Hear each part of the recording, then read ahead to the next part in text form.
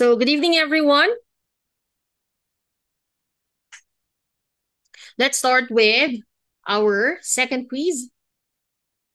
So, second quiz for your life and works of Rizal. Okay, so let's start with the first question. Ay, nakikita ba?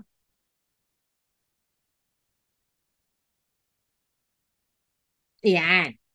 Okay, so first question of the day. Wait lang ah.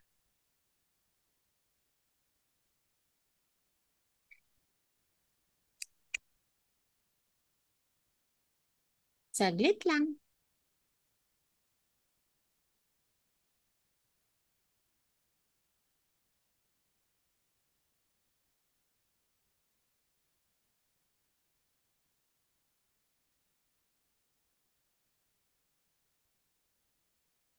Dun, dun, dun, dun, dun, dun.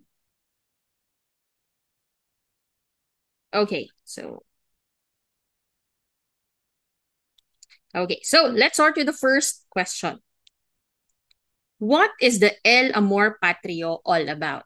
Is it letter A political satire about abuses of Spanish friars? Is it letter B, an essay written by Rizal expressing his love for the country? Or is it letter C, a congratulatory speech of Jose Rizal to Juan Luna and Felix Hidalgo? Or letter D, a poem written by Rizal which shows his longing for his family and country? Okay? So, huwag niyong kakalimutan, El Amor Patrio.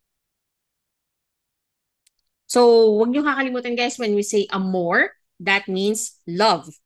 So, therefore, this one, ang ibig sabihin nito, ang content niya is about love. So, dapat ang isasagot natin dito is merong love. So, letter A can be eliminated. Letter B, may love. So, pwede siyang sagutin. Letter C, congratulatory speech. So, I don't think Jose Rizal loves Juan Luna and Felix Hidalgo. So, pwede nating i-eliminate si letter C. And letter D, longing for his family and country. So, pwede to. But always remember, amor patrio or your El Amor Patrio, it is, English translation is what? Love of country. So, therefore, this is what? Anong sagot natin dito, guys? Very good. That's your letter B. Okay? So, love of country, or that's your amor patrio. It's an essay written by Rizal when he was newly arrived in Barcelona, Spain. Okay? And this one, he actually sent this to the Philippines. So, ano siya, na-print siya sa Philippine newspaper, which is the first bilingual newspaper. That's your Jaryong Tagalog. So, yung kanyang Spanish na original, yun yung original na work ni Rizal. And then si Amor Patrio, it was translated in Tagalog, which is another board exam question. Who translated Amor Patrio to Tagalog? Sino ang nag-translate nito? This is another board exam question, guys. Huwag niyo kakalimutan, ha? Who translated Amor Patrio into Tagalog for your Jaryong Pilipino?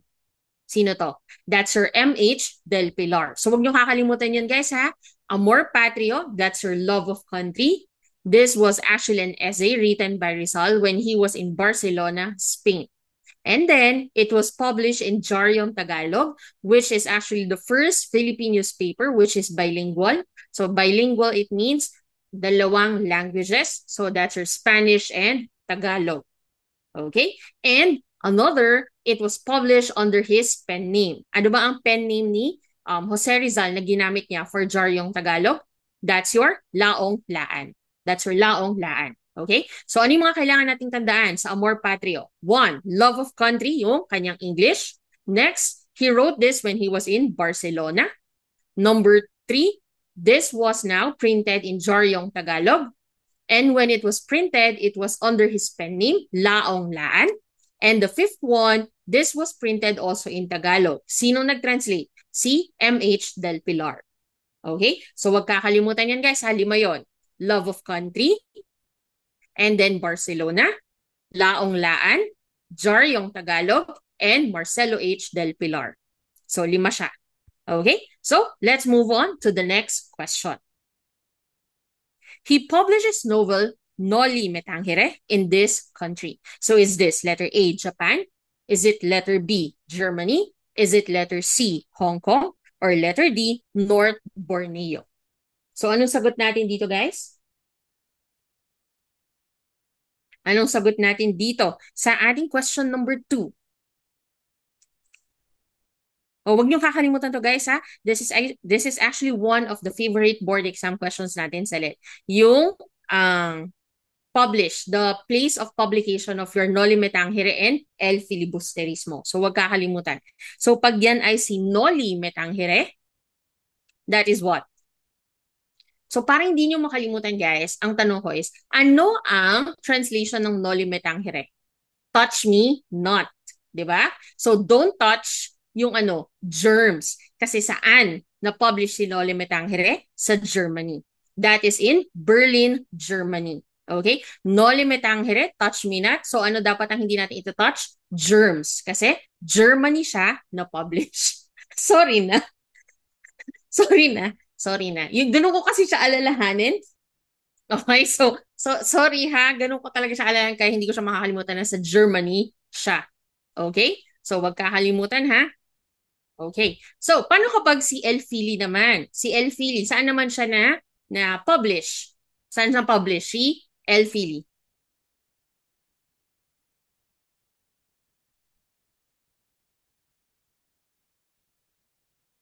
Saan naman na-publish si El Fili? 'Di ba sa Gent, Belgium, 'di ba? Sa Gent, Belgium. So ang pampaalala ko nung magbo-boards ako, guys, is EFG. El Fili Gent. EFG El Fili Gent. Gent, Belgium. Okay? So, yun yung pampaalala natin. So, sorry na kung mga corny. Alam niyo naman kung matagal na kayong kasama dito sa LEAP natin na online review, talagang corny yung mga pampaalala ni Ma'am Jen. So, hayaan nyo na, okay? So, wag kakalimutan ha. Touch me not, noli me tangere. So, ano yung dapat hindi natin ito touch? Germs. Kasi saan siya na-publish? Germany. What about El Fili? EFG. El Fili, Gent, Belgium. Okay? So, wag kakalimutan yan. Okay, next question. Ayan, kakadiscuss lang natin. What does the Noli Me Tangere mean? What does the title Noli Me Tangere mean? Anong ibig sabihin ng Noli Me Tangere natin? Kakadiscuss lang natin, guys. That's, of course, yung mga TikTokers natin, ano ang ibig sabihin ng Noli Me Tangere? Very good. That's your letter B, touch me not. At ulitin natin, saan na-publish ang ating touch me not or that's your Noli Me Tangere? Sa tingin nyo, makakalimutan nyo pa yan? Hindi na, di ba? Hindi na natin makakalimutan. Saan na-publish ang Noli Me Tangere? Do not touch your germs. Very good. That's your Germany. Okay? So, wag kakalimutan yan. Now, always remember, guys, yung touch me not, so Noli Me Tangere, that is it's actually the Latin phrase and it means touch me not. Okay? And lagi niyong tatandaan, this is actually not originally made by Rizal. So yung touch me not, hindi siya na-conceive by Rizal originally. He actually took this from the Bible. Okay? And when Rizal wrote Felix Hidalgo, so nung sinusulatan niya si Felix Hidalgo, inexplain niya kung saan niya nakuha yung touch me not. And nagkamali siya doon. Kasi ang sinabi niya doon sa letter niya kay Felix Hidalgo, he took this sa Bible under the Gospel of Saint Luke. Pero ang totoo, saan galing to? It's the Gospel of Saint John, chapter 20, verse 13 to 17. Okay, so galing siya sa Saint John. At sinong nagsabi nito? Yung lagi nating binabash at lagi nating kinakawawa, si Mary Magdalene. So siya yung nagsabi nung touch me not, si Mary Magdalene sa first Easter Sunday. Wala lang, additional knowledge lang. Nagmamarunong kasi si Ma'am Jenna. Okay? So, ito ang ating Noli Me Tangere. Okay? So, next one. Next na question. What is the main theme of Noli Me Tangere? So what is the main theme of Noli Me Tangere, guys? Is it letter A, the corruption and abuse of the Spanish colonial government in the Philippines? Is it letter B, the love story between two main characters? Is it letter C, the struggles of the Philippine people against Spanish oppression? Or is it letter D, the travels of the main character across the Philippines?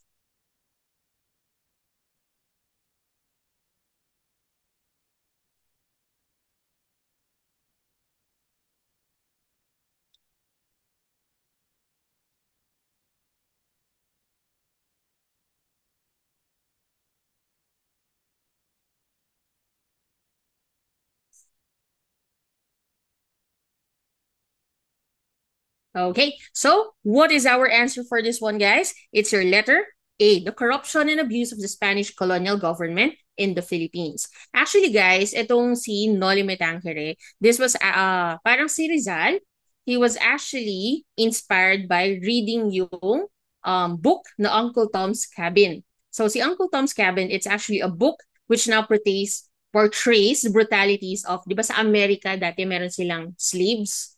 Okay? So, yung Uncle Tom's Cabin, the book portrayed the brutalities of American slave owners, yung sa mga slave nila, tsaka yung mga conditions kung paano nabubuhay yung mga slaves. So, si Jose Rizal, he wants to write a book which will now depict the miseries of the Filipino people under the Spanish tyrants. Okay? Kaya siya corruption and abuse.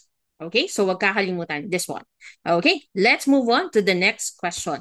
Who is Jose Rizal's mother?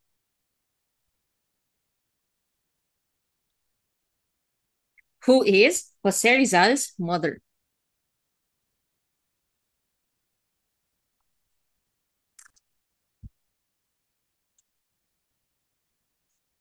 Who is Jose Rizal's mother? Very good. That's your letter A, si Teodora Alonso. Ano yung complete name ni Doña Alonso? Di ba that's your Teodora Alonso Riolanda. Okay? So that's your Teodora Alonso Riolanda. Ito, this one. Teodora Alonso Riolanda. Okay? Ay, matayo na niyang bumalik. Ayun. Okay. So, ano yung mga kailangan nating tandaan sa nanay ni Jose Rizal? So, the rest of the choices, those are the siblings of Rizal. So, mag-concentrate muna tayo kay Teodora Alonso. So, for Teodora Alonso, guys, number one that you should remember, si Teodora Alonso, she comes from a wealthy family and they descended from Lacandula. So, sino ba ang si Lacandula? Lacandula was actually the last native king of Tondo. Yan. So, Lacandula was the last native king of Tondo. And what else? Ano yung mga board exam questions natin tungkol kay Teodora Alonso? Teodora Alonso was the first teacher of Rizal. So that's another board exam question. Huwag kakalimutan. Who is the first teacher of Rizal? Who was the first teacher of Rizal? Teodora Alonso, his mother.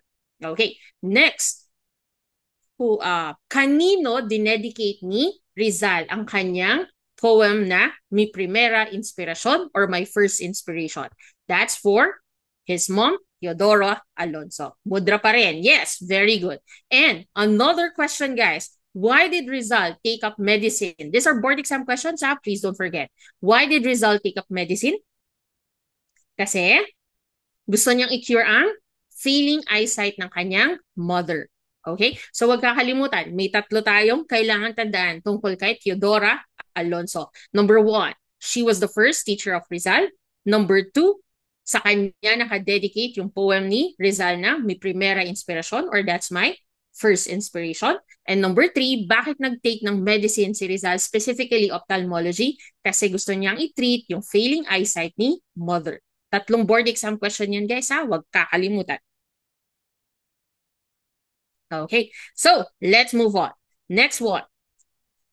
Oo nga pala, it should be 5 questions lang, pero kasi last na live ko na to for March 2025, kaya sulitin. Ay, hindi ko pa pala last. Meron pa palang Saturday. Ay. Second to the last. Okay, kaya sulitin na natin, guys. Gawin natin 9 questions. Dapat 10. Nawala yung pang-10. Okay, so let's move on. What could be inferred about the status of women in the society from Jose Rizal's to the young women of Malolos? Is it letter A? Women were not allowed to be educated like men. Letter B. Women had a strong influence on the governor general. Letter C. Women were allowed to participate in civic and political affairs. And letter D. Women were not given an opportunity to hold significant positions in the government.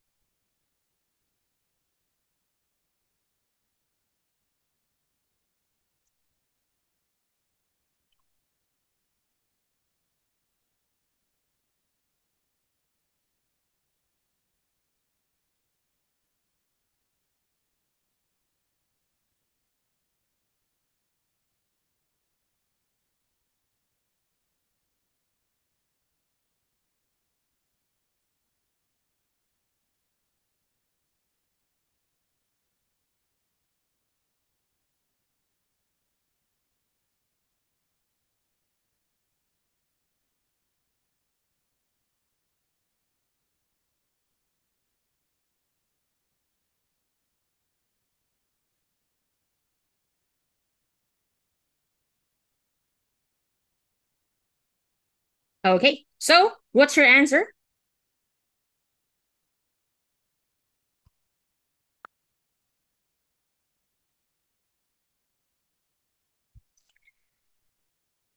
So what's your answer for this one? For this question, guys?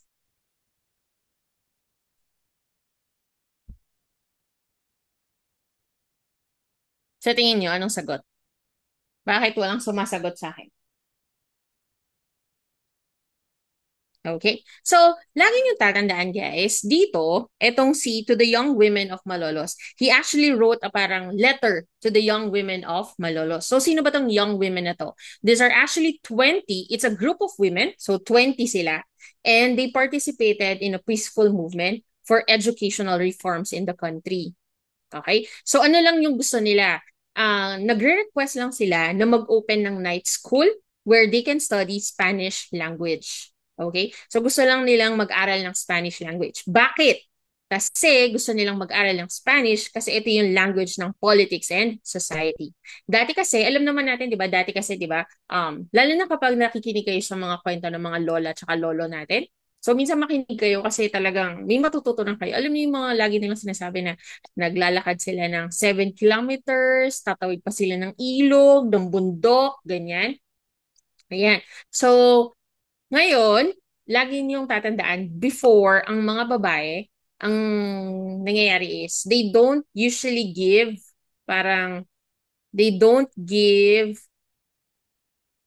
importance sa education. Bakit? Kasi parang ang nasa isip ng mga tao is, mag-aasawa din naman yan. Tapos pag nag-asawa, mag-aalaga ng anak. So parang ganon. Bakit? Bakit anong ginawa ko?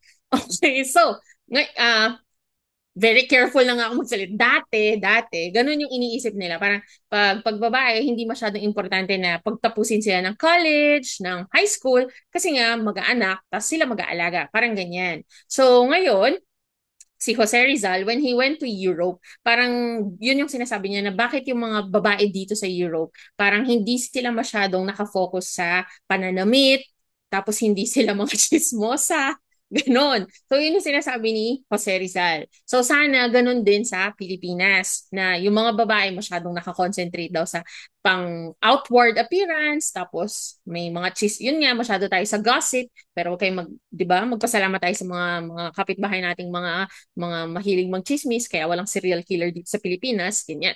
So ngayon, yan yung iniisip ni Rizal. Bakit kaya sa ibang bansa, ganun yung mga babae. Tapos dito sa Pilipinas, parang lagi na lang tayong nakakonsentrate sa pagbabae, dapat sila yung mag-aalaga ng mga bata, ganyan-ganyan. So there was this one group, eto nga, from Malolos, Bulacan, na sila yung nag-start. So they want to open a school. So, nung una, tinatanggihan kasi syempre ayaw nung pari sa Malolos, Bulacan. But, nung February, nabigyan sila ng chance na open. Pero yun nga lang, 3 months lang siya na open. Okay? So, ito yung start na wherein, dito na nagkaroon ng parang ano, na parang sinasabi ni Rizal na you have the right to fight for education. Okay? Kasi nga ang education, siya yung magsa-start sa, 'di ba? Pag may pinag-aralan ka, alam mo na kung ano yung totoong nangyayari sa paligid, maiintindihan mo, kasi hindi ka maluloko. Pero 'di ba, kahit tayo, no? Lagi tayong naluloko. Ayan, ng mga jowa. Charot lang. Okay, so, lagi nyo tatandaan, guys, yung ating to the young women of Malolos, guys, it was actually um telling the women na go, go, go. Ipaglaban nyo yung karapatan nyo for equal education. Kasi Rizal believes that women, they have to have the same opportunities as received by men in terms of education. Okay? And he believed that women's empowerment and involvement in social and political matters will be crucial for the progress of the nation. Kaya sinasabi niya na, buti na lang, pinrove nyo kong mali. Yan yung ating to the young women of Malolos. So from that, ano ang sagot natin? That means, letter A, women were not allowed to be educated like men. Kasi kailangan pang magmakaawa, hindi naman magmakaawa, kailangan pa nilang magkaroon ng, di ba, na kailangan pa nilang mag-ask ng permission para lang mag-open ng night school. Okay? So that's your question. Okay, next. Number 7. What inspired Jose Rizal in writing the poem To the Flowers of Heidelberg?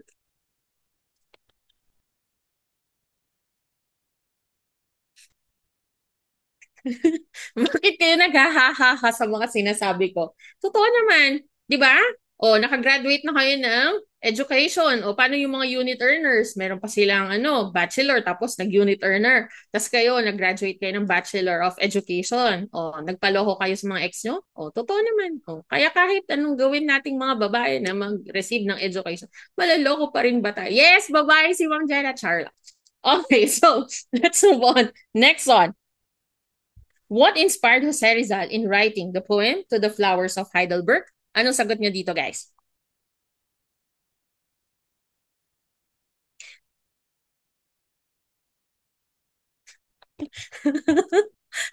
Kasi guys, kailangan medyo tumawa tayo kasi nakakabaliw mag-review ng board exam, no? Hello? Alam niyo ba ako, ilang beses ako nag-try mag-boards ng LET? Parang mga tatlo yata. Yung first two, yung first, sabi ko mag-boards na ako right after kong mag-units. Tapos sabi ko sa susunod na.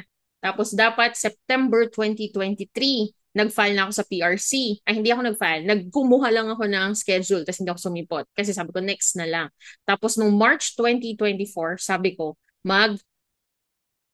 nag-file na ako para wala na akong kawala. Tapos nung malapit na, sabi ko, parang ayoko na yata. Tapos nagalit na lahat ng tao sa paligid ko. Sabi niya, sige, postpone, ganun, postpone. Kala nila makapagsalita sila, no? Dali-daling mag-board exam. Okay, so for this one, To the Flowers of Heidelberg, lagi niyo tatandaan, Heidelberg, The Flowers of Heidelberg. Heidelberg, he wrote this because he missed his hometown in Calamba. Okay? So ano ba yung mga nakikita niya? So nung nasa Germany siya when he was studying ophthalmology, pupunta siya doon sa isang part sa Heidelberg and then nakita niya na bloom yung mga flowers and one of the flowers that were blooming was his favorite, yung forget-me-not na flowers.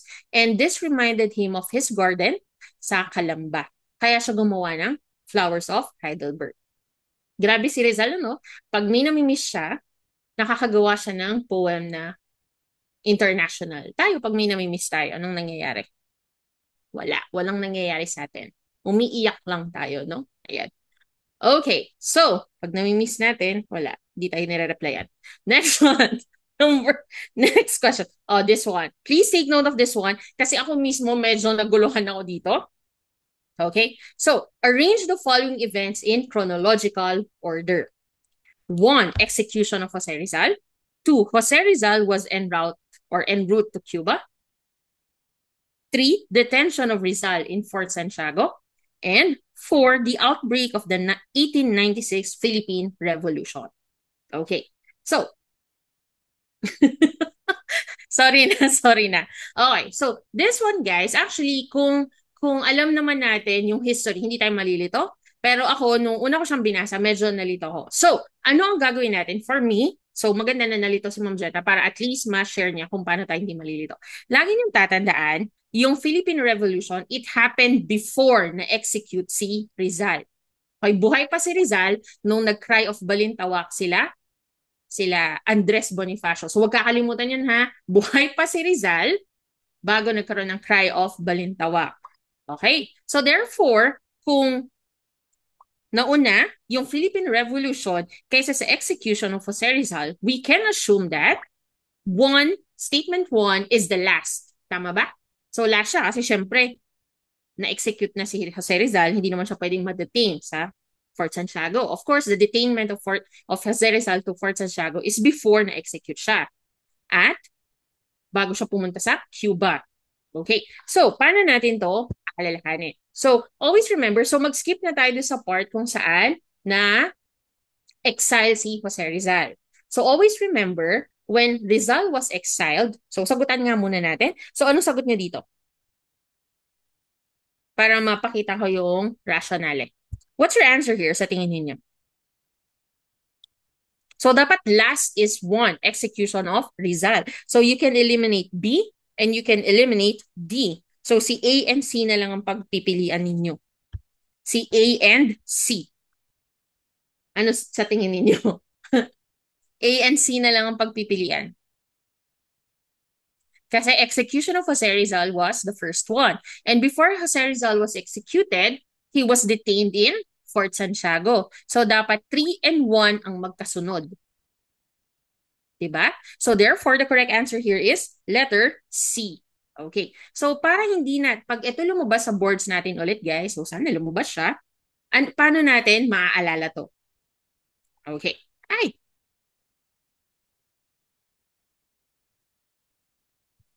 na tayo niya wait lang guys. Ayan. So, para mas maalala natin guys, we will start, so we will skip to the part kung saan nagkaroon ng exile si Jose Rizal. So, when was Jose Rizal exiled? So, he was exiled noong July 17, 1892. So, na-exile si Jose Rizal doon. And then, di ba yung na-discuss natin last Tuesday na lahat na yata ng rules na pwede niyang magawa, ginawa na niya. So, naging businessman siya doon, naging doctor, ano pa siya? Agriculture, nag-farm, gumawa pa siya ng machine to make bricks. So, ang dami niyang ginawa dyan. And during the latter part of his exile, nag-offer siya ng services niya as a military doctor in Cuba. So, nagsulat siya sa Spain. So, sabi niya na, i-offer ko yung services ko as a military doctor in Cuba. So, bakit sa Cuba? Kasi sa Cuba, malapit nang magkaroon ng revolution. And then nagkakaroon ng epidemic doon, yellow fever epidemic. So he wrote to Spain kung pwede ba niyang i-offer na lang yung services niya para hindi na siya ma-exile sa dapitan. And then, may dumating na letter noong July 30, 1896. So may dumating na letter, nasaan na yun? Ayan, July 30, 1896. And then yung letter nung dumating kay Jose Rizal, it was actually dated July 1, 1896. At ano yung nakalagay doon sa letter na yan? Nakalagay doon na si Governor Blanco is inaccept yung offer ni Rizal na maging military doctor sa Cuba. Okay. And then, doon sa letter, in-explain niya na yung politico-military commander of Dapitan, he will now give a pass to Rizal para makaalis siya sa Dapitan. So in short, hindi na siya exiled. Pwede na siyang umalis sa Dapitan at pumunta sa Manila. From Manila, pupunta siya sa Spain. And from Spain, kakausapin niya yung Minister of War, tapos i-assign siya sa Cuba as a doctor. Okay, so yan yung nangyari nung July 30. That's why, nung July 31, nag-end na yung exile ni Jose Rizal. Okay, and Jose Rizal left Dapitan ng midnight of July 31, 1896. Okay, so wala na siya sa Dapitan. Ngayon, from Dapitan, pumunta siya sa Manila, pero marami siyang stopover. So, pumunta pa siya sa Iloilo, ganyan. So, pumunta siya sa Dapitan, pumunta siya sa Manila, and from Manila, pupunta siya sa Spain, and from Spain, dun siya pumunta sa Cuba. Okay. Now, noong August 26, 1896, doon na nagkaroon ng Cry of Balintawak. So, this was the start of the revolution. And then, so August 26 yan. So si Jose Rizal, nasan siya nito? Nasa Manila pa siya. Okay? And then, umalis siya from Manila to Spain ng September 3, 1986. Okay lang ba so far? Ayan. So therefore, kung titingnan nyo dito, di ba, medyo malilito ka talaga. So, para hindi kayo malito guys, lagi nyo na lang tatandaan na na-execute si Jose Rizal. Before siya na-execute, pumunta siya sa Fort Santiago. And then, dito na. Ano ang sagot natin? That's 2, 4, 3, and 1. So, 2, bakit? Kasi nga sabi natin, July 31 siya umalis ng Dapitan papunta sa Spain. And then, nung August 26, doon nagkaroon ng Cry of Balintawak. So, that's why the next one is the outbreak of the 1896 Philippine Revolution. And then, anong susunod dyan? Papunta na siya sa Spain. Actually, ang sakit nito kasi, di ba nag-trust siya kay Governor Blanco, yung pala tinraidor siya. So, ano nangyari sa kanya? So, pagdating niya sa Spain, binalik din lang siya agad sa Philippines. That's why, from Spain, pagbalik niya sa Philippines, that was November 3, 1986. 1886, I think merong mali dito. I-change ko na lang guys, nagkamali yata ako doon sa pag-type. 1886, 1986, ako'y buhay na nun. 18, kaya siguro ko nagkamali guys kasi yan yung, wala pala, hindi ko sasabihin yung birthday ko. Okay, so, next one. So, November 3, 1886, nag-arrive siya dito sa Manila, tapos na-transfer siya sa Fort Santiago. And then December 30, 1886, at 7:03 a.m., he was executed. That's why, ang sagot natin dito is 2, 4, 3, and 1. Okay? So, yan ang ating chronological order. Okay. And we have the last one, guys. What is the title El Filibusterismo mean? So, kung Noli Me Tangere is Touch Me Not, ano naman ang English translation ng El Filibusterismo? A. Do not detain me. Is it B. Touch me not? Is it letter C. Subversive? Or letter D. Rebel?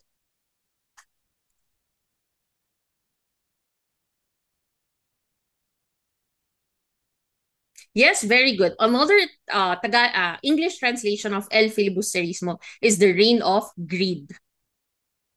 But aside from that, ano pa? Yung applicable dito sa question na to, guys.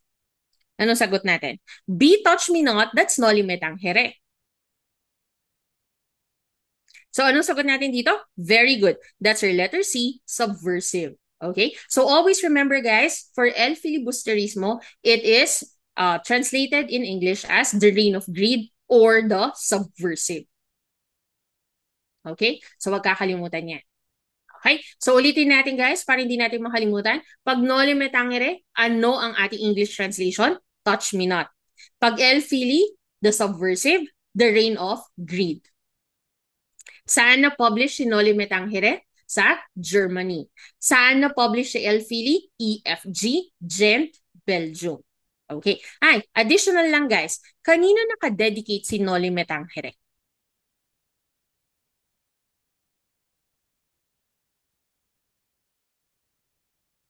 Kanino nakadedicate si Noli Me Tangere?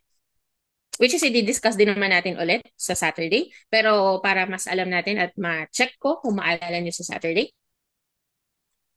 si Noli Me Tangere, guys, it was dedicated to my fatherland. So that's the Philippines. Noli Me Tangere. Kapag El Fili, Gomburza. Pagkakalimutan ha, si Noli Me Tangere, it was dedicated to my fatherland or to the Philippines. Pag si El Fili, sa Gomburza.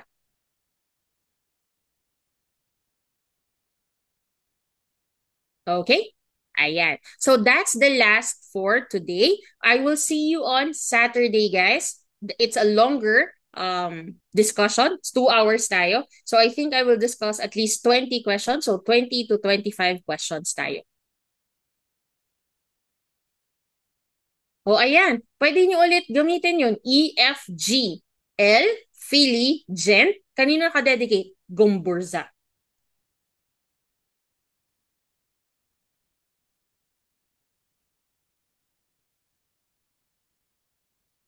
Okay, so that's it, everyone. Sana makatulong yung kakornihan ni Ma'am Zena at yung mga pinagkukukwento ko for tonight. Ayan. So I'll see you on Saturday, 7 p.m. to 9 p.m. So on Saturday, kung gusto nyo mag-join, we will discuss. And yung discussion natin mas in-depth. Yan. So magsusulat na ako. Ngayon kasi hindi ako makapagsulat. Okay? So I'll see you on Saturday. Good night, everyone. Mag-dinner na tayo.